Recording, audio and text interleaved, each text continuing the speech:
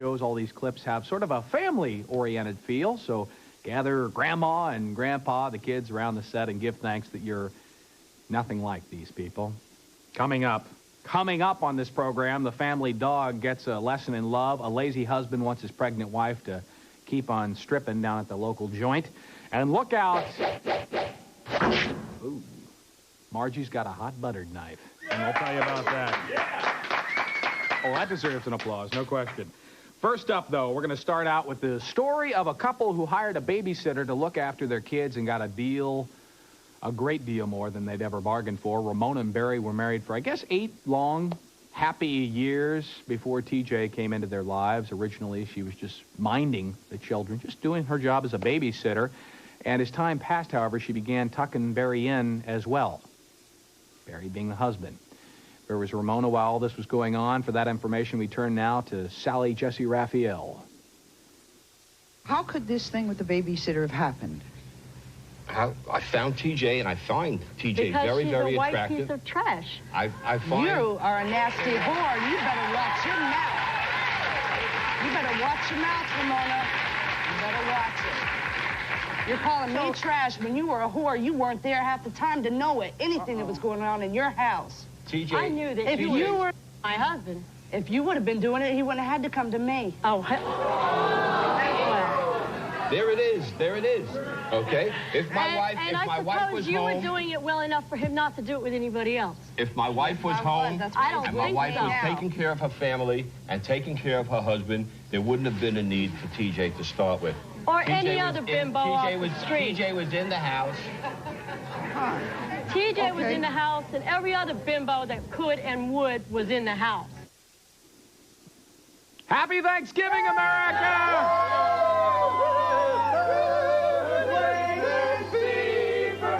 Oh, my. Next week, Sally will meet women who go by the motto, don't get mad, get even, sweet, sweet revenge. Next week on Sally. Where? Thank you very much. Just get that. Thank you. No, we need that off, John. See, it's a big-time TV show. Well.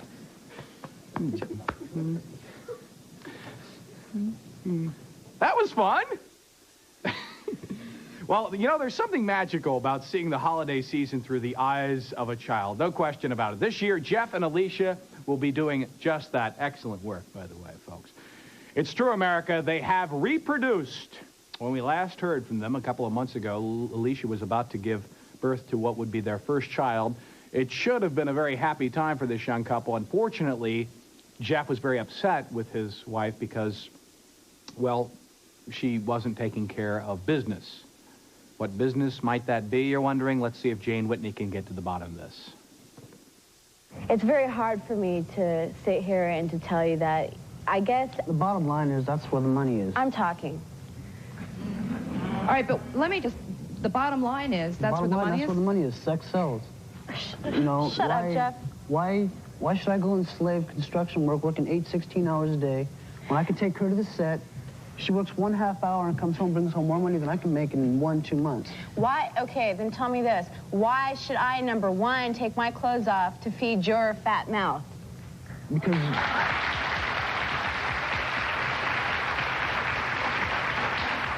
Let me tell you something. If I can make as much money doing what she did, I'd be out there doing it. But I can't, and I realize that. Women make more money at doing what she can do than I could ever make. And I've realized that, and I will not work for $4 an hour. How do you feel about this woman?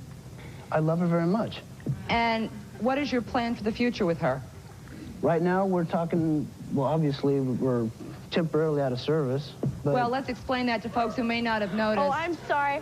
I'm sorry. No, wait. I'm sorry. I stripped until I was 6.5 months. But you didn't look it. That's not the point. You still made money, guys. Still paid to see you. You were entertainment. All right. You are pregnant. How far along are you now? I have a week to go. This is the highlight of Jane Whitney. That's Alicia there. And Jeff, who, if you think about it, really actually does kind of seem like a sensitive, warm, nice guy. In Bizarro World, there he seems like a sensitive guy. Your tax dollars are hard at work, even if Jeff isn't. He and Alicia are currently unemployed and living off the government. Who says the system doesn't work, right? Next week, Jane will be hearing from teenage girls who claim they're eager, ready, and willing to become moms. They're teenagers next week. Well, the happiest place on Earth, despite what you may have heard, is not, in fact, the E! Entertainment television facility. It is, in fact, Disneyland, at least according to these holiday goers you're about to meet right now. They're the glassy-eyed folks who you might catch staring sort of aimlessly into flower pots over there at the Magic Kingdom. According to these guests from the Jerry Springer Show, many of the people roving through the Magic Kingdom are tripping the light fandango with the help of mind-altering drugs. That was just to put your head in perspective. Ladies and gentlemen, meet a happy, respectable, if not unpredictable LSD family. What I want to know, did you took these on family outings? Mm-hmm. Yes. We're at Disneyland. Yeah, we went to... You'd be surprised how many people at Disneyland are on hallucinogenics. It's a very lovely atmosphere. So if the lines for the rides are too long, you go on your own, or what?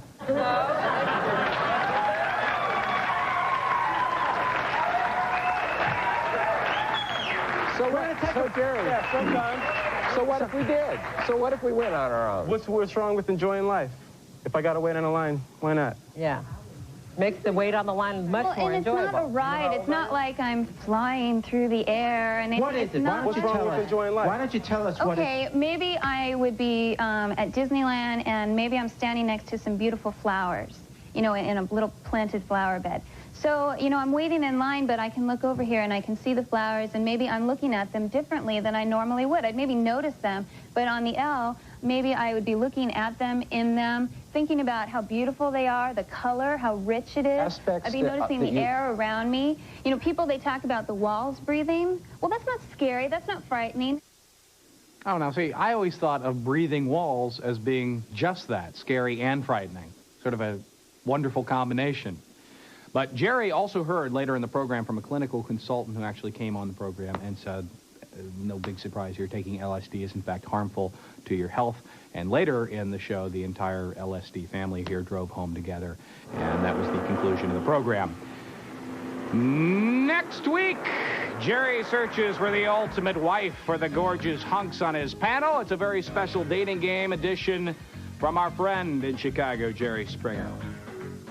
That was just the first course here. Coming up on the Talk Soup Thanklessgiving special, two sisters hate each other. Okay, we got a problem here. Two sisters hate each other with a purple passion after this. Wake up and taste the chutney. It's the Talk Soup Thanklessgiving extravaganza. We continue now. When making her Turkey Day seating arrangements, Loretta will no doubt separate her husband Carl and her sister Margie. And you'd better believe that Margie won't be doing the carving this year. After the following appearance on the Montel Williams show, Carl is keeping her far away from knives. Topic of this highlight, feuding in-laws. As you're about to see, there is no love lost between these two. Why don't you tell us what the problem is? You want me to tell you what the problem is? I'll tell you. Certainly. I think he's a male chauvinist pig, and he ought to be castrated with a hot buttered knife.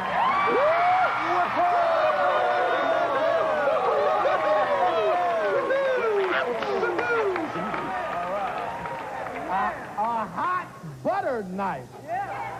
Red at the tip. Right Red at the tip, too. Can I ask you why? I mean, why do you feel so strongly about this? What does he do that makes you so mad? Because Mr. Williams, he don't treat my sister right. I mean, look at her. She's pregnant. He should be at home with her. My husband, instead of... Now, there's nothing wrong with occasional stepping out and going here and there, but when it comes 2 or 3 o'clock in the morning, he should be at home. And sometimes he's not only stepping out with just the fellas. Is that true? That's correct. That is correct. As a matter of fact, right now, you know that he's stepping out with who? Some person? What's her name? No, don't tell us her name. But she is, how old is she? She is 17 and still in diapers. And next year, she'll be 18 and in suspenders.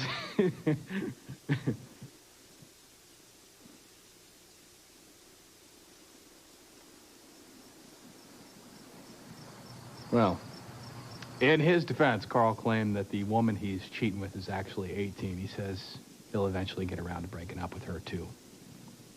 Next week on Montel's show, the latest rage in entertainment, women who catfight with other women. These ladies scratch, claw, and rip off each other's clothes. The catfight begins next week. Watch out. Montel. Well, that special someone in Dennis's life is actually, well, it's actually two people. What's more, he claims he loves both of them equally, Marvin and Joni.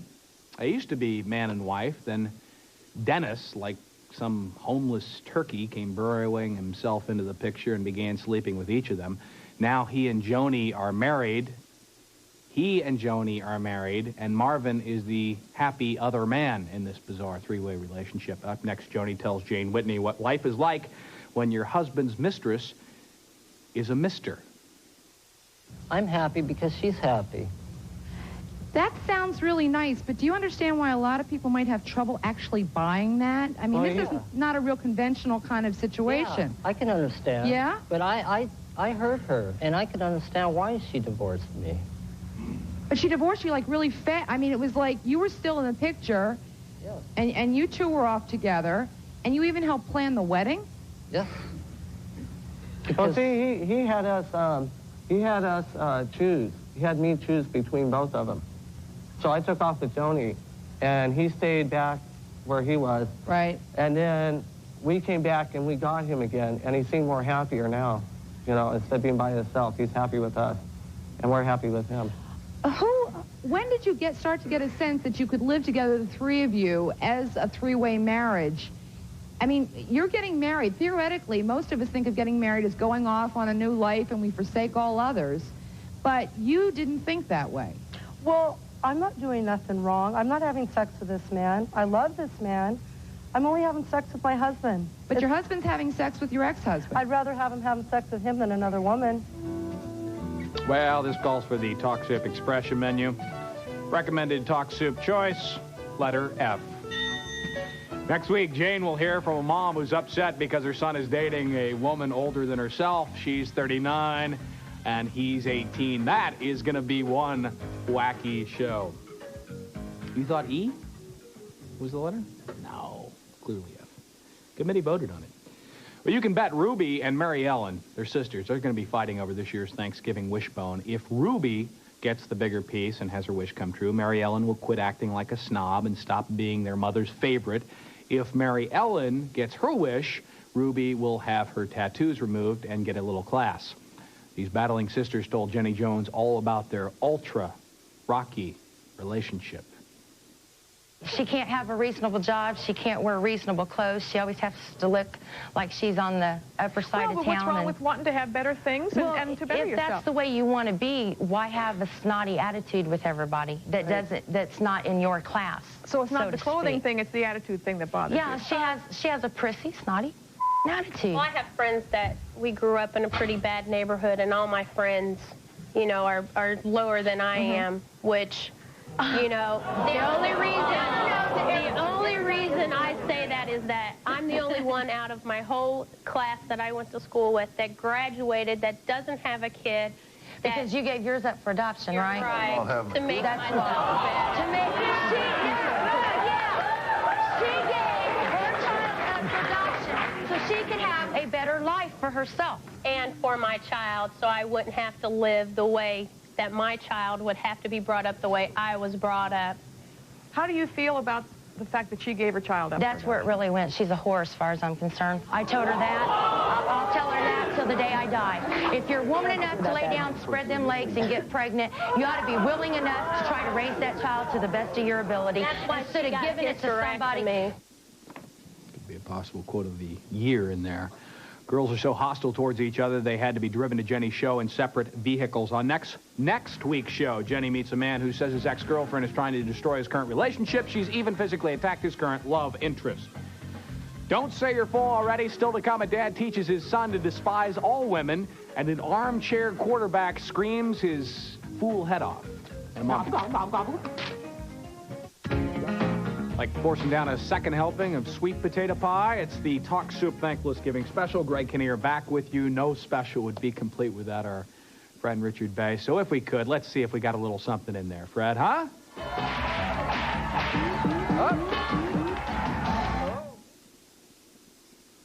I'm full. If our nation's forefathers had felt like this next guest from the Sally Jesse Raphael show, our nation's foremothers would have most certainly moved back to England.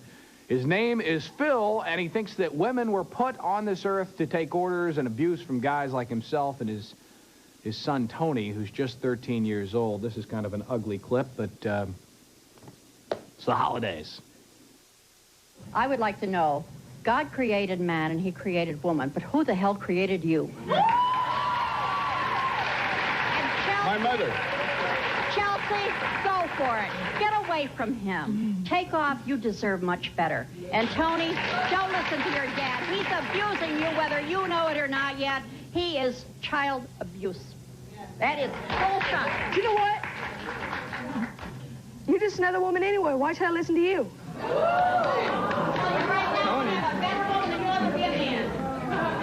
I have a few things to say. First, Phil, I'm ashamed that there are people like you. Not me. I'm proud of it. We have that case in New Jersey. How did we have that posse? How did we have that in this day and age? I don't know how that evolved, but I'm just embarrassed. I mean, that's just embarrassing. It's not a disregard for women. It's a disregard for human beings. Human beings as a whole. How can you instill those values in your children? They're not even values. What about education? What about being an honest person? What about integrity? What about those things? Why don't you waste your time on that?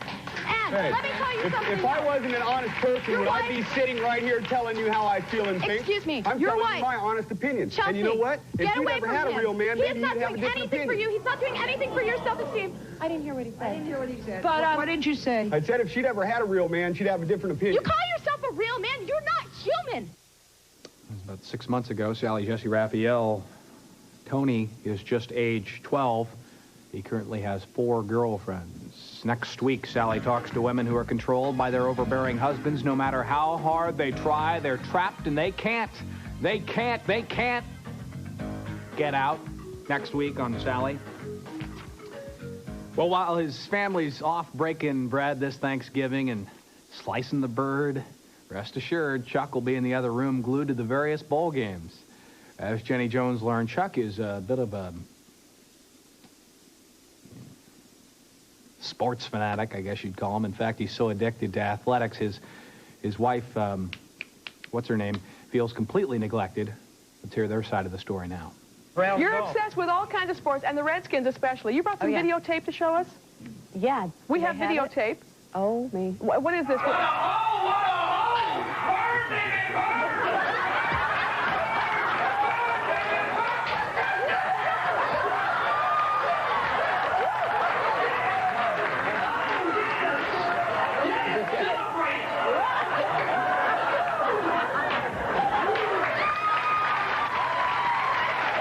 From April on the Jenny Jones Show, that is, in fact, her annual worst, not the best, but the worst husband contest. That is Mr. Sports Fanatic. And I can't for the life of me imagine what he was watching that got him so riled up. Do we have any... Oh, it's Jackie Stallone eating a shrimp. Well, who wouldn't get a little excited about that if you think about it? On Jenny's show next week, meet people who say their marriage ceremonies and receptions were ruined by out-of-control in-laws. Save room for dessert. Still to come, man's best friend gets a little too friendly after this. Robert? Oh, you. One more Thanksgiving highlight for you, then we got to split out of here. This one involves a man, his wife, and a very spoiled family pet. The dog's name is Brutus, and as you're about to learn here, he's probably the most pampered, spoiled member of Jim and Mindy's household. Jim cooks with him, he showers with him, which for me personally seems a little on the weird side. Even when he and Mindy are getting romantic, Brutus, the wide-eyed wonder dog, is right there taking notes. He sings the dog to sleep. He starts singing. Did you ever hear the Slinky song? The what? The Slinky song? Honest to God, he sings. The Brutus, the wonderful, wonderful toy. To the dog, to get it to go to sleep. Now, are you really thinking of leaving him over this? Very much so. Now, this dog was not a part of your marriage, obviously, when you first got married. No. We've been married for 4 years. He got hurt. He had an accident, got hurt. I decided to buy him a dog. He needed a friend. Man's best friend. Well, this is overboard here. Man's best friend. This is totally ridiculous. The dog goes fishing. He goes out to eat. This is a perfect example. 2 nights ago, we go to Permane Brothers. It's a restaurant. Really fabulous sandwiches. Who gets it? Brutus gets it. What do I get? Oh, you wouldn't have eaten it anyway, honey. Brutus wanted it. I mean, this is ridiculous. She only eats a half a sandwich. Oh, no, wait a minute. Your wife sounds like she feels left out here. She's jealous of a dog. Would you be jealous of the dog? We're in bed. Honest to God, this happened. And he did it. We have a female Rottweiler. He wants to breed them. Well, this dog is so stupid. Get it away from me. It, it flunks out of puppy kindergarten. Well, it's Brutus the Wonder Dog. Incidentally, a little later in the program, we used the Talk Soup dog digital decoder and found him saying a little something like this. Blah, blah, blah, blah, blah, blah, blah. Shut up already. Just leave.